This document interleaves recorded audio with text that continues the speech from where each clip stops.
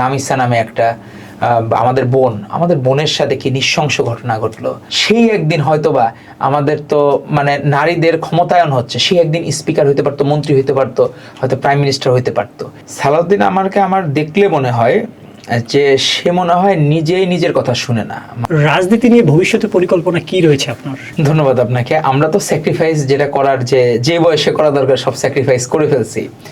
আমাদের যে বয়সে বন্ধুরা ইয়েতে আনন্দ ফুর্তি করে আমরা সেটা দিয়ে দিছি পার্টিকে। যে বয়সে বাবা মা আশা করে যে তাদের ছেলে মেয়েরা মানে ইনকাম করবে, তারা একটু সুখে শান্তিতে থাকবে, সেই বয়সটা আমরা বিসর্জন দিয়ে ফেলছি। তো আমরা হচ্ছে এই জায়গাটা বিসর্জনের খাতাটা যে সময়ে মানে ছিল, আর এখন দায়িত্ববোধের সময়।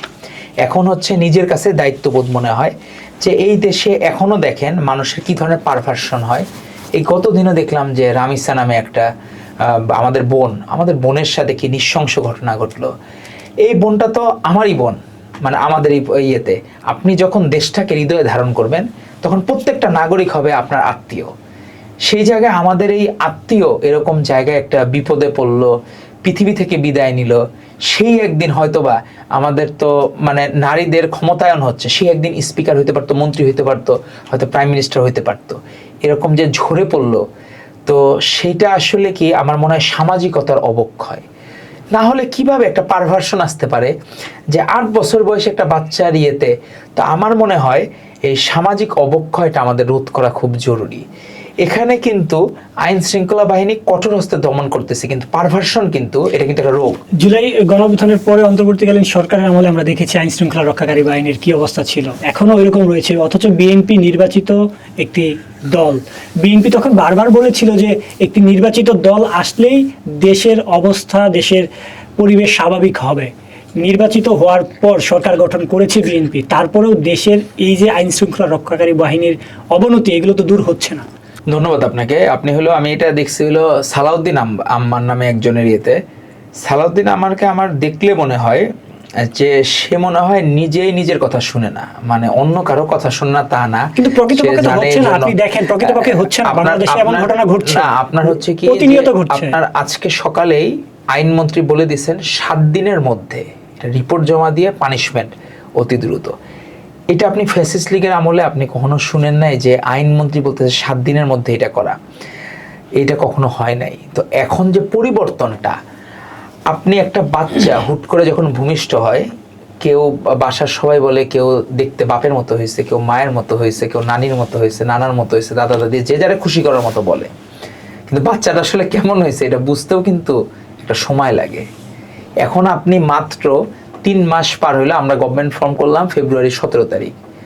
আপনার আজকের এই সময় এসে 3 মাসের ইয়েতে আপনাদের সময় দিতে হবে। আমি আপনাকে একটু আগেই বললাম যে কনস্টেবলের চাকরি কোনো দিন কোনো ব্যাকগ্রাউন্ড চেক করা ছাড়া হয়েছে, এটা বিরল ঘটনা। একটা রিক্সাওয়ালার ছেলে হইলো এবং কান্না করতেছে, এরকম অজস্র উদাহরণ আছে, কোনো উইদাউট এনি, কোনো ঘুষ ছাড়া।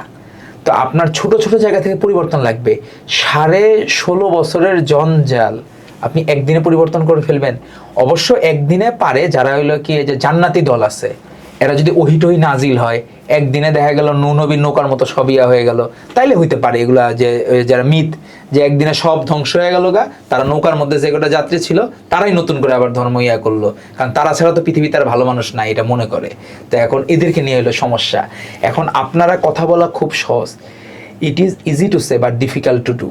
আপনি যখন বলা খুব সহজ কিন্তু করা খুব কঠিন।